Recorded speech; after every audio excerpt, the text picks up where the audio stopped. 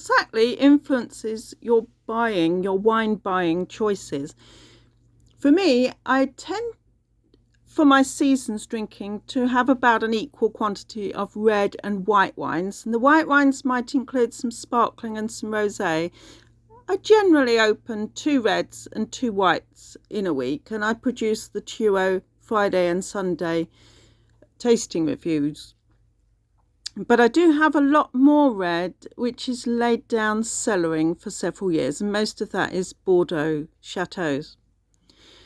So here, unusually, I've got something called L'Occhiolino Semi-Sparkling Italian Red at just 7.5% volume.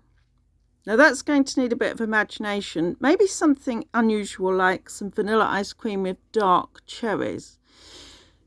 It's looking like a bit of a fun opening, that one.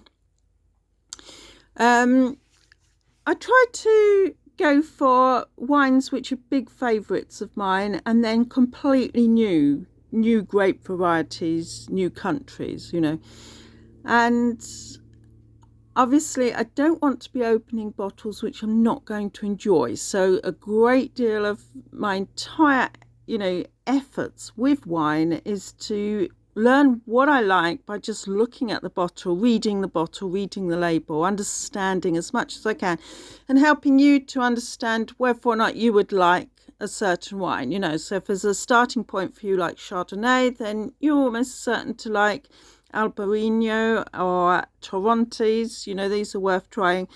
You probably will get on okay with Viognier and Vermentino. But anything tending towards the super dry, like Riesling and Sauvignon Blanc, they're probably not going to be up your street. And it's difficult to say whether you're going to like Gavi and Pinot Grigio. So, it depends how broad your palate is. I pretty much enjoy almost all white wines. And I'm very picky with the red wines, but I love all the different ones that I go for. And then you want to be thinking, what's the sort of damage between expensive wines and much cheaper, easy drinking wines? How do you want to marry that up? And shops, vineyards versus clubs, en primeur, it's well worth having a look over the whole year and thinking, okay, I'm going to probably have 3 or 4 barbecues in the summer, and they'll want some sort of cheap plonk, which is enjoyable. Christmas, I'm going to need some really fantastic wines. Just have a look at your general, need for the season and plan out ahead a little bit. And the reason I say that is because you can subscribe within the clubs to wines which you repurchase 12 or 6 of every year. And I do this with some easy drinking Bordeaux and some very top quality Bordeaux, and also a wonderful Syrah from South Africa, and wines which are very fabulously handcrafted, very low limited quantity, not quality.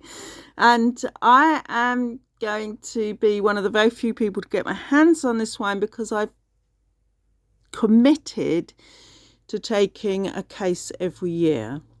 So there's lots and lots of opportunity within the wine world, and if you get into a club like Naked Wines, you will receive a free bottle of wine with almost every 12, and lots of fantastic bargains. So don't think for 1 minute it's going to be more expensive. The amount of free wine and discounts you receive from the clubs is going to make your wine drinking a whole lot more enjoyable, and it's going to put you on a new level altogether, and you're actually going to spend a lot less money, and you're definitely going to impress your friends.